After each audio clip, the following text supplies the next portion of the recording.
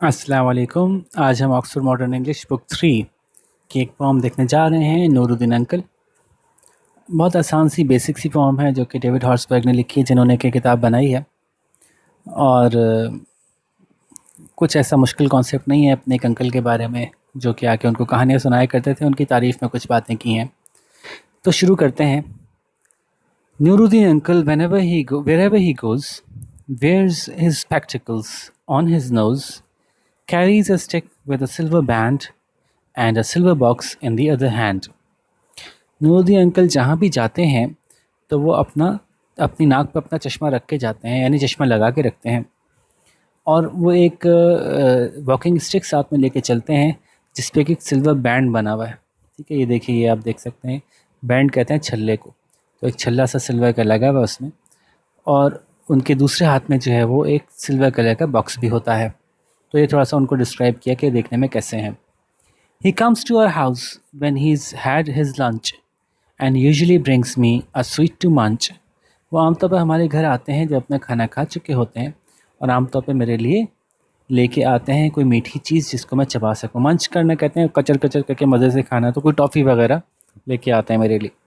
He sits himself down in the shade of a tree and always leaves a space for me. He sits himself down in the shade of a tree and always leaves a space for me. वो बैठ जाते हैं, sitting himself down का मतलब अपने आप को बिठा लेना, यानी बैठ जाते हैं एक दरख्त के साए में और हमेशा मेरे लिए कुछ जगह छोड़ देते हैं। And then he starts the stories he tells the better are better than music और ड्रम्स और बेल्स। और फिर वो शुरू करते हैं, जब वो शुरू हो जाते हैं तो कहानियाँ सुनाते हैं क्या ज़बरदस्त, ऐसी कि वो मौसीकी और ड्रम्स और बेल्स की आवाज़ से भी ज़्यादा मुझे अच्छी लगती हैं। They ring in my head the whole night long, a story by uncle is just like a song. और वो मेरे कानों में गूंजती रहती है पूरी रात जब मैं सो रहा होता हूँ, तो ख्वाब बन के भी, जैसे कि यहाँ ख्वाब का जिक्र नहीं है, लेकिन जब पूरी रात गूंज रही है तो ज़ाहिर पूरी रात जाग तो नहीं रहा होगा ना, सो रहा होगा। तो सोते में जब कोई चीज़ गूंजेगी तो वो ख्वाब ही होगी। तो मेरी पूरी रात मेरे दिमाग में घूमती रहती हैं वो कहानी। और उनकी कहानियाँ बिल्कुल ऐसी होती हैं जैसे कोई गाना हो जो इंसान को याद हो जाए।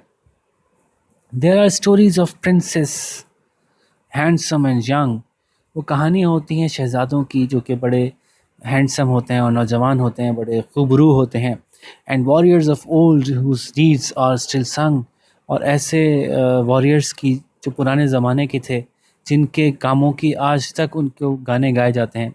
अच्छा, संग यहाँ पे गाने गाए जाने के मामले के तौर पे भी इस्तेमाल हो रहा है, लेकिन आमतौर पे डीड्स संग के साथ जब आता है ना कि देयर डीड्स आर संग, तो मतलब उनके कारनामों के गाने तराने गाए जाते हैं या आज तक याद रखे जाते हैं। तो इस माने में भी यूज़ होता है कि उनके उनके कारनामे आज तक याद रखे जाते हैं। ठीक है, तो ऐसे या तो किसी शहज़ादे की कहानी सुनाते थे या किसी जंगजू की कहानी सुनाते थे जिसके कारनामे आज तक गाए जाते हैं या याद रखे जाते हैं। Of fairies and jinns, huge and tall, but sitting near uncle, I don't mind at all. वो परियों की और जिन्नों की कहानियाँ जो बड़े बड़े होते थे और बड़े लंबे लंबे, उनकी भी सुनाते थे, लेकिन अंकल के पास बैठा होता था तो मुझे बिल्कुल डर नहीं लगता था। I don't mind at all, मुझे बुरा नहीं लगता था, लेकिन बुरा लगने के सेंस में तो नहीं हो रहा, ये बात कह रहे हैं यहाँ पे। यहाँ कहना चाह रहे हैं कि चूँकि बड़े बड़े जिन्नों देवों की कहानी सुना रहे होते थे तो मुझे डर नहीं लगता था। And when the last story is finished and done and the courtyard is yellow with setting sun. और जब वो आखिरी कहानी सुना चुके होते थे और वो जो हमारा सहन था वो पीला सा हो जाता था गुरूब होते सूरज की वजह से, जब सूरज गुरूब हो जाता था तो लाली सी आ जाती ना आसमान पे। ही smiles and says good bye my boy and waves his stick and laughs with Joy. तो फिर वो मुझसे कहते कि मुस्कुराते और कहते कि ओके भाई, खुदा हाफिज़ बच्चे। फिर अपनी छड़ी हिलाते और हंसते हंसते, बड़े खुशी से हंसते हुए बिल आखिरकार चले जाते। तो ये इन्होंने जो है वो अपनी छोटी सी एक बेसिक सी पोम है। ज़ाहिर है लिटरेरी सेंस में कोई ख़ास मकाम नहीं होता। जनरली जो भी पब्लिशर्स ख़ुद अपनी तरफ से कोई कहानियाँ या अपनी तरफ से कोई स्टोरीज़ ऐड करते हैं, लेकिन एक है बुनियादी तौर पे बेसिक अंडरस्टैंडिंग के लिए अच्छी होती हैं। तो इसमें कोई मुश्किल ऐसी थी ही नहीं जिसको समझाने की कोई ज़रूरत पड़े। और सवालों के जवाब हम देख लेते हैं। मैं आपको सवाल समझा देता हूँ, जवाब आप खुद लिखेंगे। जैसा कि मैं हमेशा कहता हूँ कि जनाब, जवाब आप खुद लिखिए और आदत डालिए इस बात की कि चैप्टर समझें, पोम समझें और समझ के खुद से जवाब लिख लें, ताकि एग्ज़ाम में याद करने की ज़रूरत ही ना रहे।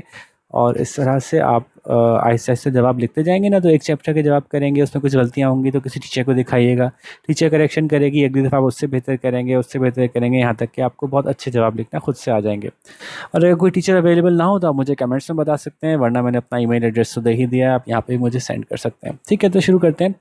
What does Nooruddin uncle wear on his nose? लो, ये तो बहुत ही बच्चों वाला सवाल है। तो नूरुद्दीन अंकल, बस इसमें एक बात का ख्याल रखिएगा, जैसे क्वेश्चन की टेंस होती है उसी टेंस में जवाब दिया जाता है। तो जब आप नूरुद्दीन अंकल कहेंगे तो आगे वेयर के बजाय वेयर्स लिखेंगे। तो नूरुद्दीन अंकल वेयर्स, डज की वजह से वेयर से वेयर्स हो गया। ऑन हिज नोज, तो Nooruddin uncle wears dash on his nose, क्या पहनते हैं वो आप देख के बता दीजिए। Why is the boy not frightened by the stories? Why is not frightened by the stories? Because, क्यों? क्योंकि वो नूरुद्दीन अंकल के पास बैठा है। तो आप यहाँ पे ये बात बता दीजिए, आप कैसे बताएंगे। What happens when the last story has been told? क्या होता है जब आखिरी कहानी सुना दी जाती है? तो अंकल खड़े हो जाते हैं। When the last story has been told, uncle क्या करते हैं? खड़े हो जाते हैं, अपनी स्टिक हिलाते हैं, गुड बाय कहते हैं। इस तरह की जो बातें आखिर में लिखी हैं वो यहाँ पे आप बताएंगे। और ये मुश्किल सवाल है, देख लेते हैं कितना मुश्किल है। What kind of a man is uncle Nooruddin uncle? Say what qualities he has? Give examples from the poem. किस तरह के आदमी है? अच्छा सवाल है, इसका अपनी तरफ से जवाब दे सकते हैं और हर एक का जवाब मुख्तलिफ हो सकता है। किस तरह के आदमी है? Nooruddin uncle is a very kind person, he loves to sit by the boy. अब ये पोएम में से आपने कुछ एग्जांपल उठानी है ना। He loves to sit by young children, he likes to tell them stories, ऐसा से कुछ आप 4-5 जुमले निकालेंगे।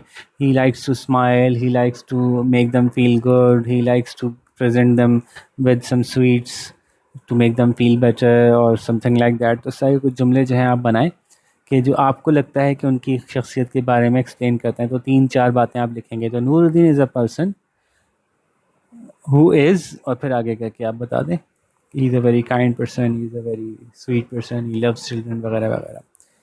ठीक है जी, तो उसमें तो कुछ भी मुश्किल बात नहीं थी। उम्मीद है आपको अच्छी तरह समझ में आ गया होगा। अब देखते हैं आप में से कौन सबसे अच्छे जवाब लिख के भेजता है। ठीक है जी, तो फिर अब नेक्स्ट किसी अच्छे से लेसन के साथ मुलाकात करेंगे। अपना ख्याल रखिएगा। अल्लाह हाफ़िज़।